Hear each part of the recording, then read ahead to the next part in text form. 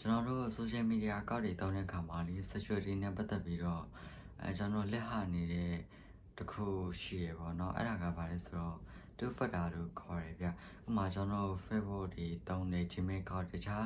social media app များစွာပေါ့နော်အကောင်လုံးကိုကျွန်တော်ဒီလောင်ချောင်းကြီးဖိုင်လုပ်တဲ့အခါမှာလေ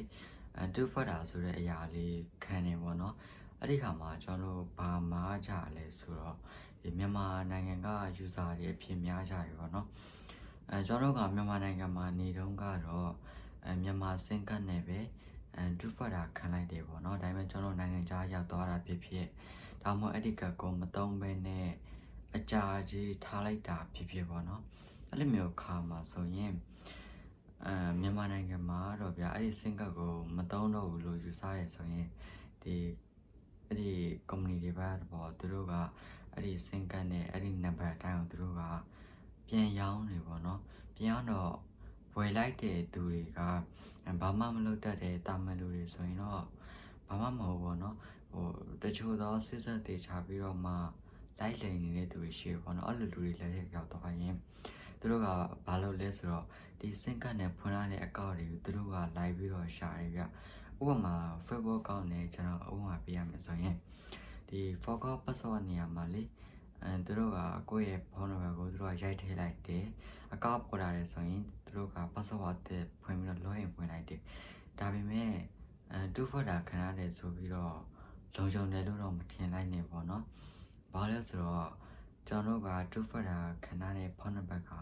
သူတို့စီကိုရောက်နေပြီဗျာဘာလဲဆိုတော့ကျွန်တော်ကမတုံးတာကြားတယ်ဒါမှမဟုတ်ရင်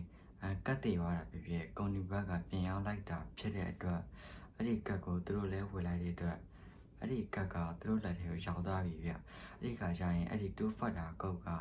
သူတို့အလွယ်တကူချလို့ရသွားမယ်ပေါ့နော်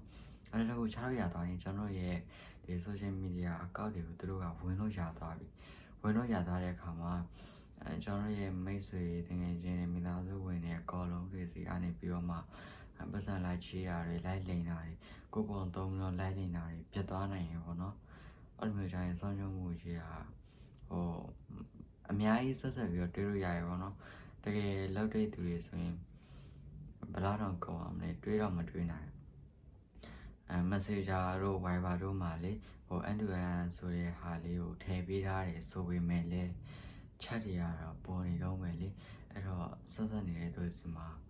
လိုက်ပြီးတော့လင်းလို့ရတယ်ဗျအဲ့တော့ကျွန်တော်အနေနဲ့ဘယ်လိုကာကွယ်ရမလဲဆိုတော့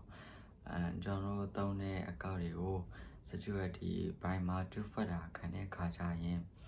ဒီဖုန်းနံပါတ်တွေနဲ့မခံဘဲနဲ့ဒီကိုယ့်ရဲ့ authenticator နဲ့ခံဖို့ကျွန်တော်ပြောချင်ပါတယ်ဘာလဲဆိုတော့ဒီကိုယ့်ရဲ့ authenticator ကကျွန်တော်two factor ခံတဲ့အခါမှာအဲ့ဒါနဲ့ခံမယ်ဆိုရင် security key တခုပေးရဗျအဲ့ဒီ security key တခုကျွန်တော်တည်တည်ချာချာသိမ်းထားမယ်ဆိုရင်ဒီဟာကြီးတည်နေတဲ့၍ဒီနည်းပညာပိုင်း technology ပိုင်းအဲ့ဒီ security key နဲ့ပတ်သက်တဲ့အရာကြီးတည်နေတဲ့၍